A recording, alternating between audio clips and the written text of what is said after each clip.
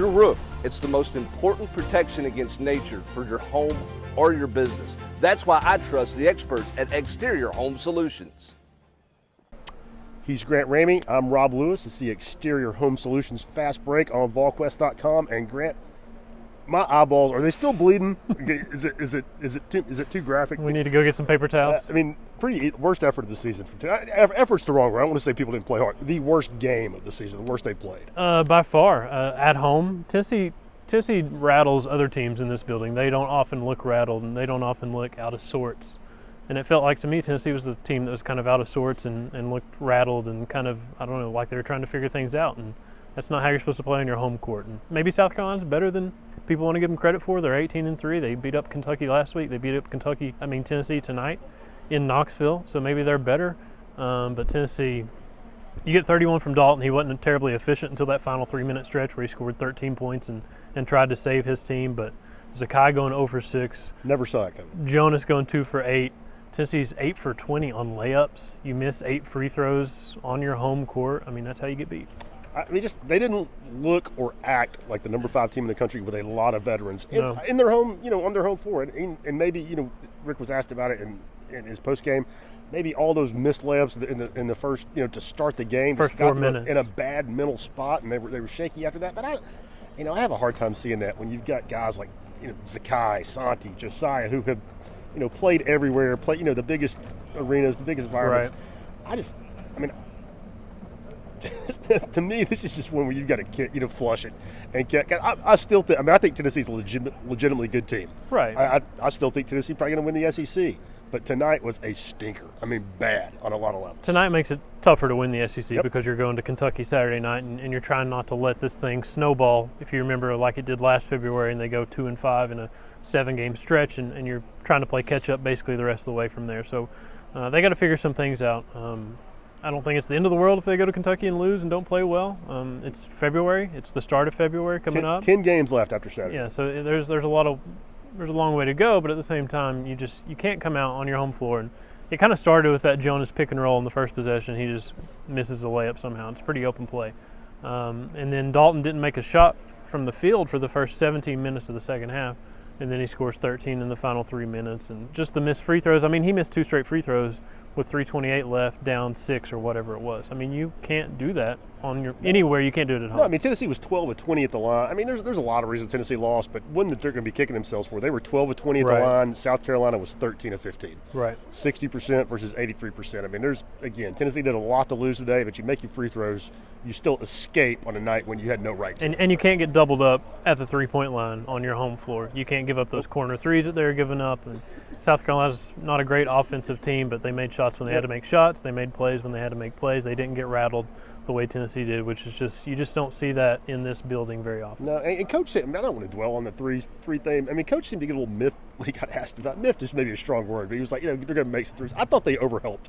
Yes. A lot. And again, Rick knows a lot more about basketball than me, but I guess especially a couple of times I noticed it was Zakai. Maybe that highlights it more because when the 5'8" guys trying to recover and close out on a shooter, you just notice that, the lack of length there. So, but again, I think, I don't know if it's always, but I felt like they overhelped a little bit tonight. At times, maybe that was a Michie Johnson game plan thing. I don't know, but you're right. I mean, the threes were just. And Rick mentioned that one time Zakai kind of went on his own and tried to get a steal, and nobody really knew what was going on, and they couldn't recover on that possession, and that was kind of like a glimpse into kind of the confusion, I guess, of what everybody was trying to get done, and the missed layups. And I asked him if it was a lack of focus, and he kind of said, yeah, maybe. And then somebody else asked him, is it maybe some false confidence after the way they've had to win some games recently, that they thought maybe they could just show up and win a basketball game as a 13-point favorite or whatever they were, and maybe that was the case. I mean, you can't just show up and beat teams on any given night. This is college basketball. No, and I know we're talking about Tennessee, but just an aside for South Carolina, I don't think they're very talented. I think they are really well coached. That's a tough basketball team. Yes, I mean, Lamont Paris is a Wisconsin, Greg Gard, Bo Ryan disciple, and they're going to slow it down. They're going to, which Vanderbilt, Tennessee did the same thing in the first half of Vanderbilt. They were just able to recover in the second half. They can't slow down against these slower possession teams and play that Tennessee wants to speed it up and score in transition. And when Tennessee's not hitting shots, you can't just go possession by possession like South Carolina wants to do. I mean, Tennessee's averaging 83 points a game coming into tonight in SEC play, 83 points a game. And South Carolina controlled tempo, they control play. And again, it's easier to do that when you don't make shots, like Tennessee does. But I think a lot of people's biggest takeaway, Grant, from the night, I know it's mine, probably yours, we'll all talk about, we'll write about it.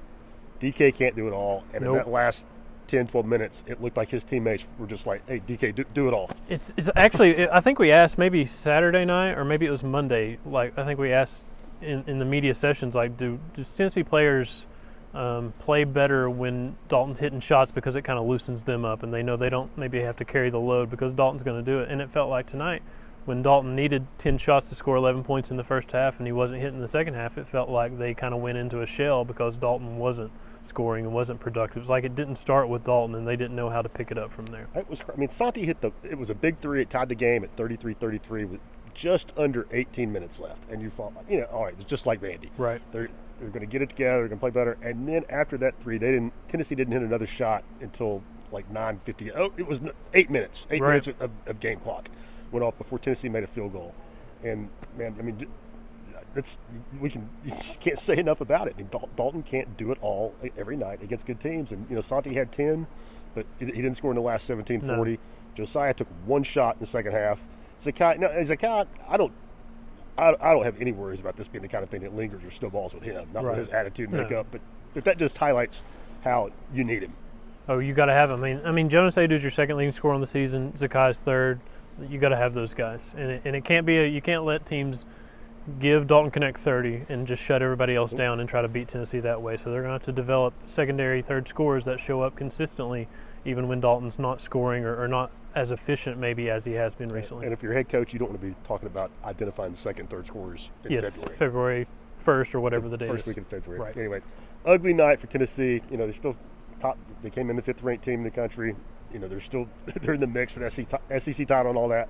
But there's no getting around the fact. Bad performance, ugly performance.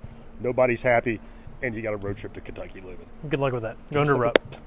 Not exactly timing? Back to the wall, but it's certainly the opportunity for a little negativity to creep into what's been a positive season so far. What timing?